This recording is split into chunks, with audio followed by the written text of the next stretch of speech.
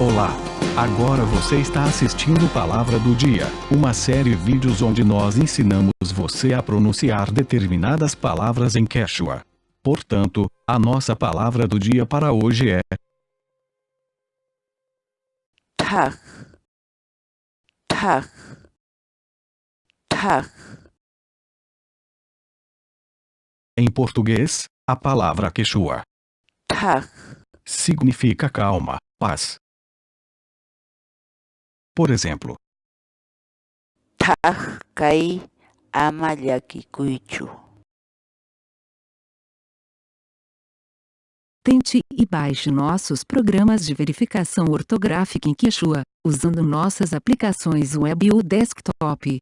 Vá ao nosso site sc.inantim.com.